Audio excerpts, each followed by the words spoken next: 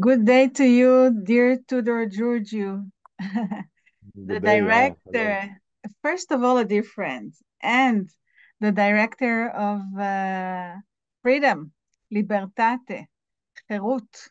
I welcome you to our festival. I'm sorry you could not be here with us, but this conversation is very important from that reason exactly.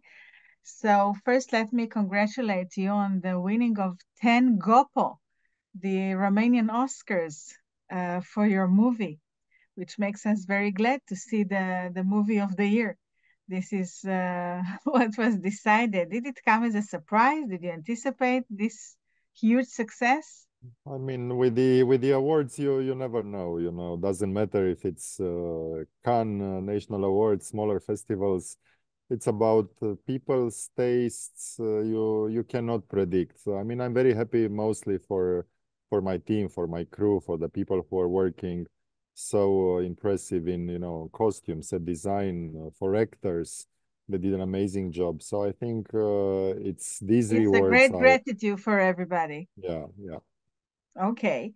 Now, I like your approach when you decide to make a movie about something that happened for real, something maybe historic or just a case as you did Why Me?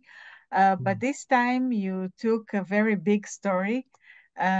People know some things about the revolution in 1989, but mostly they know what happened maybe in Bucharest, in Timișoara, and you talk here about Sibiu.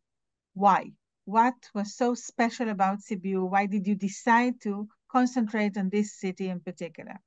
For me, it was the most bizarre and strange story ever read about the revolution. And yeah, it was in Sibiu. It could have been another place, but for me, I was actually very intrigued by the fact that uh, all these presumed to be terrorists were held hostages for more than 1 month in an empty pool. For me, it was like such a like a such a story which was like meant to become a film. It was like a Greek tragedy, with all these pool where you have in just one place you have uh, presumably positive heroes or villains, but you never know who is who, and also civilians who are totally innocent, and they are all being thrown there in these very moments of starting a new society, of creating a new world, as it happened in Romania those days after Ceausescu was first he ran and then he was killed.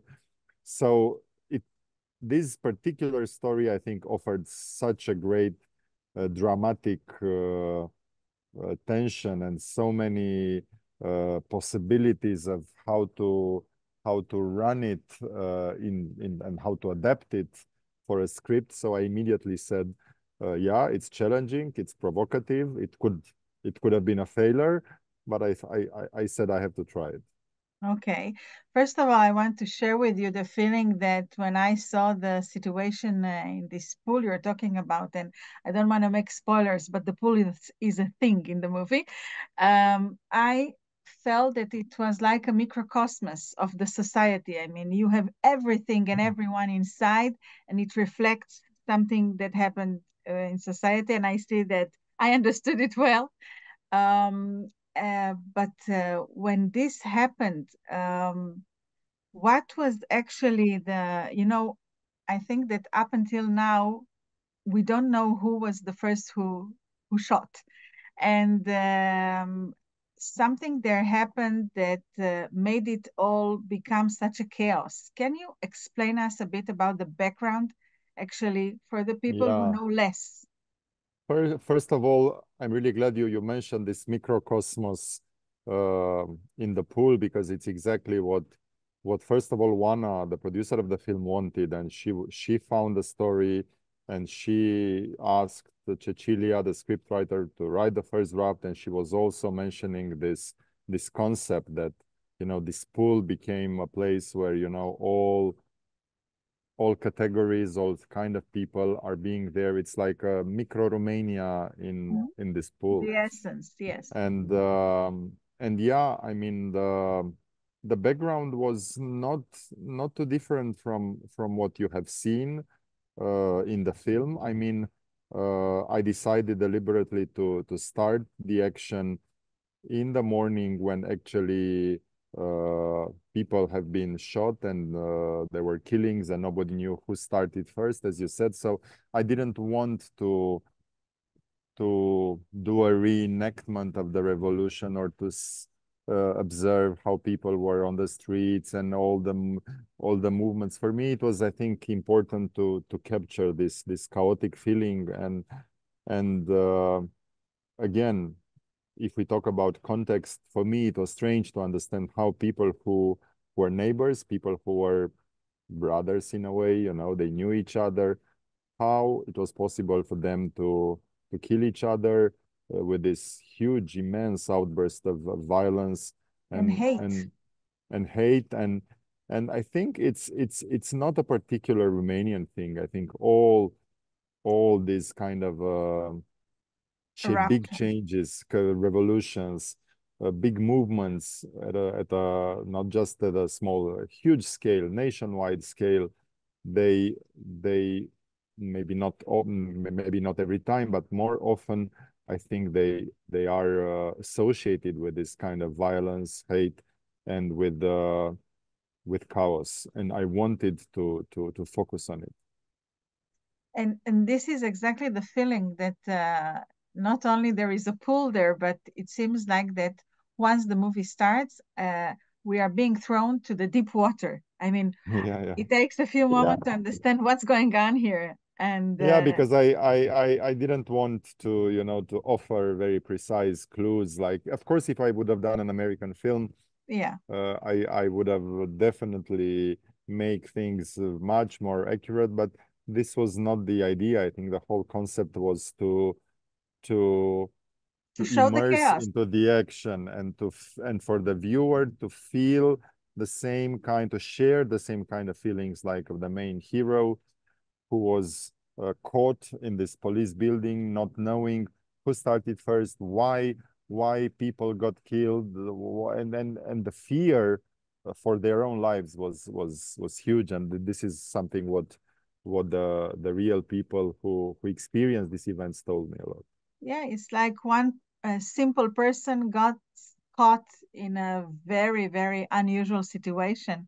And the what he wants most of the time is to go to a very private place, but this is like the place that he needs to escape to. He tries, but we won't tell what happens. How far did you go with the research? I mean, you met people who were there, of course, historians. How much can we relate that we see your movie and we see, okay, this is what happened in Sibiu?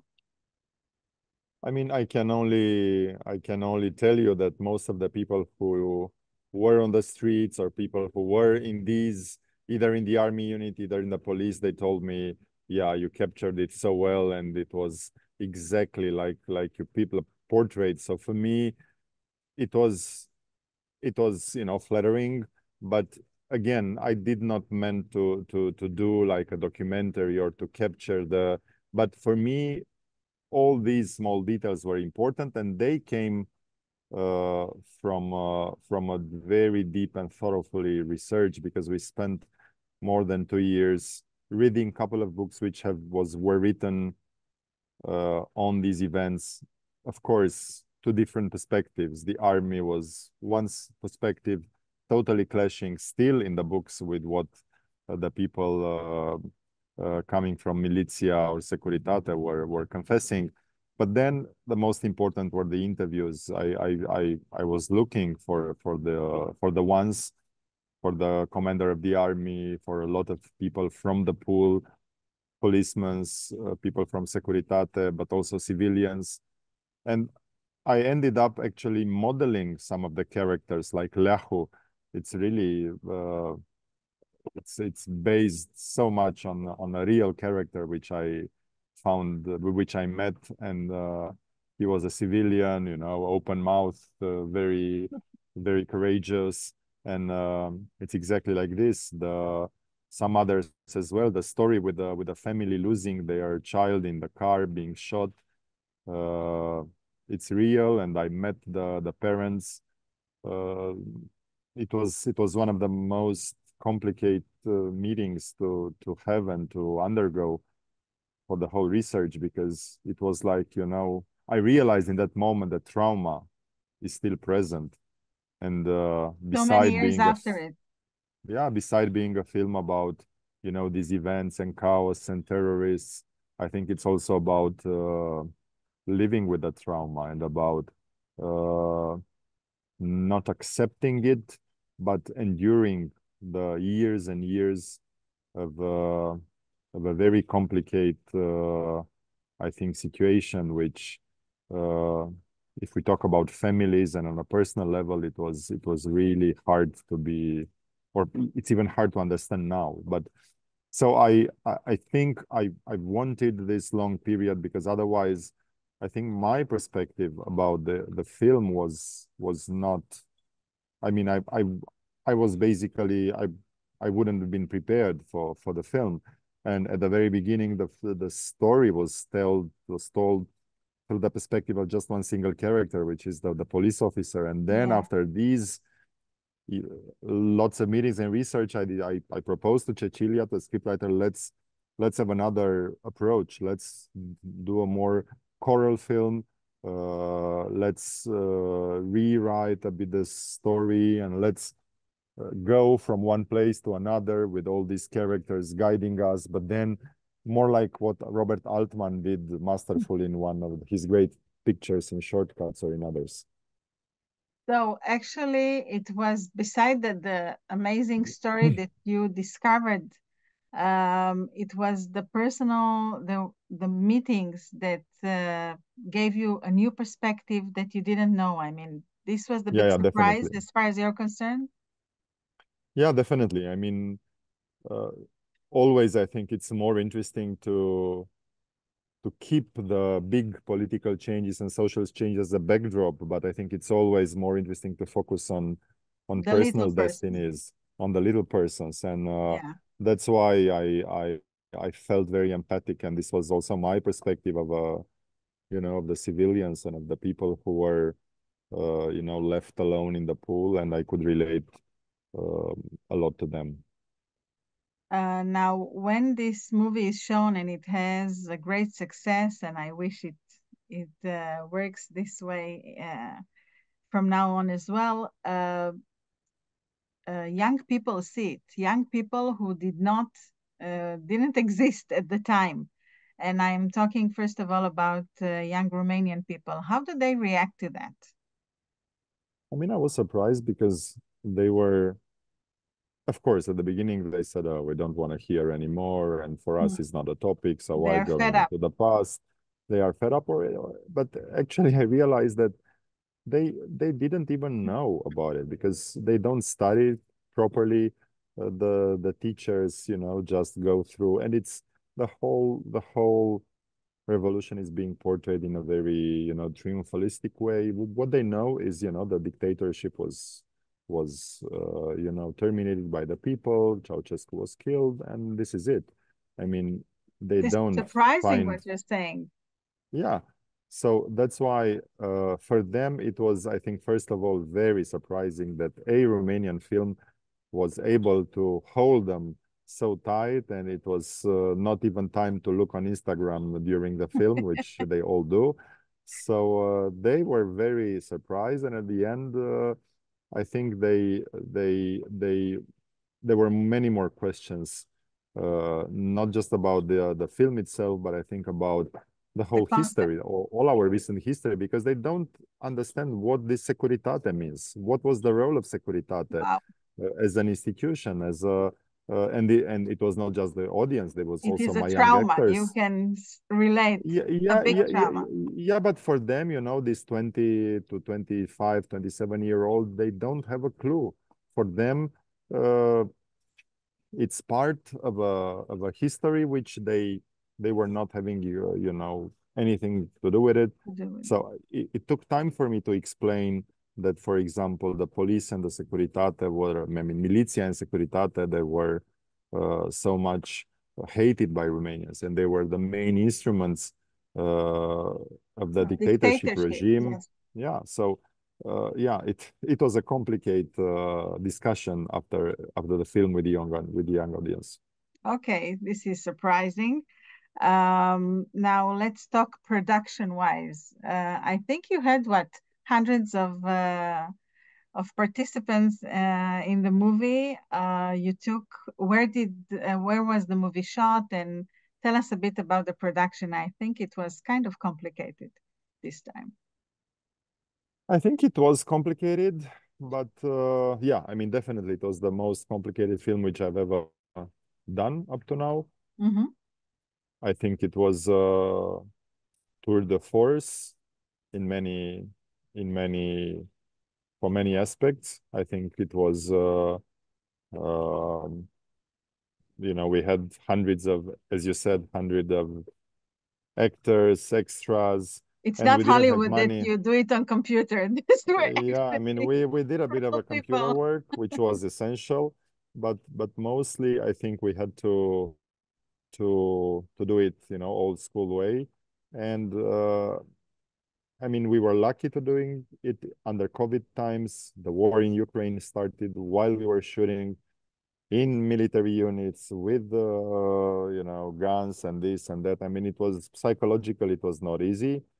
But also I'm happy that we did it good, even though the budget limited us. I mean, we did not have more than, I think, 30 days of shooting, which was insane. I mean, for this amount of locations and complexity of the shoot, I mean, a normal production like this would have happened, I think, in more than 45 days, but we did it in 30 days.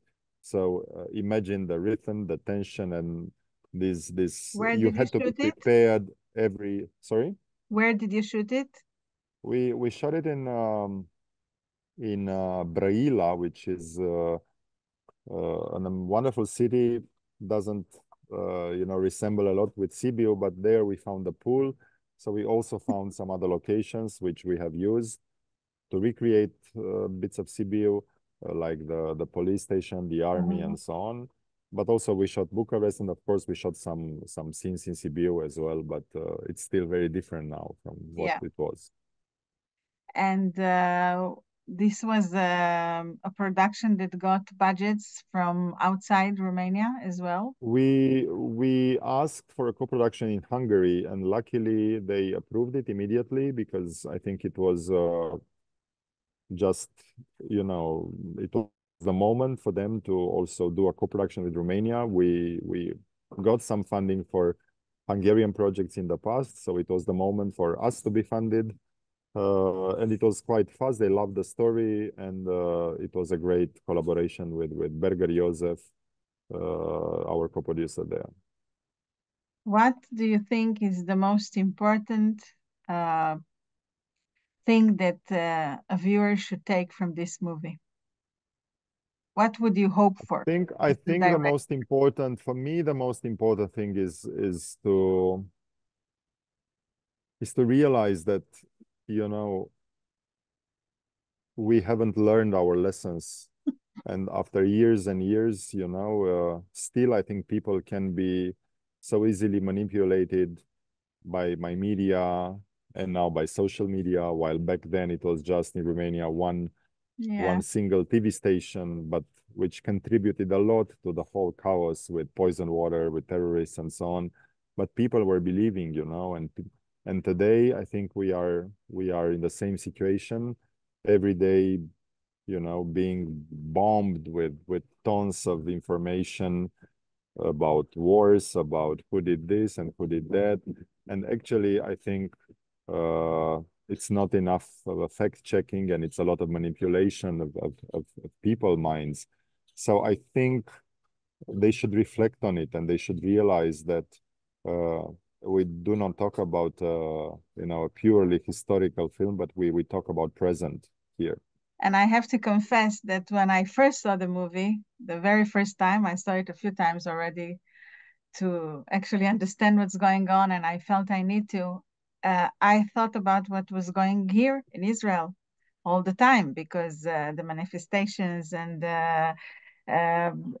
everything that we are trying to do and to change and to correct, it's like we don't, people in general do not learn from history. It's all over again, the same mistakes, the same reactions, and it's amazing. And it's I think that this is one of the aspects that gives your movie such great power, because we are looking at something that happened 1999, but we can look in the mirror just as well. Definitely. So yes, it's very important. This is the way I felt, and this is why I had to bring the movie to us. Do you have a certain message or something that you would care to share with us, to tell us? No, I mean, I'm just happy the film is being shown there, and I wish it would have had the distribution in Israel, but yeah, things are tough now and it's more and more complicated. But still, I think it's great. It could open a conversation on our relationship with the recent past, here or everywhere. Where does the movie go beside Israel right now? You're in the States, as I understand. I mean, yeah, we are doing a bit of a tour in North America, but I think some festivals are still lined up, while also will open theatrically in France, in Spain, and I think on streaming in Latin America. So I think this year Libertate will tour again. Okay, let us hope it will tour more in Israel as well. And I wish for the movie to succeed and for people to take whatever you can from the movie, and you can take a lot. Thank you very much for the conversation. And I wish you lots of success and hope to see you soon. Thank you. Hope to see you.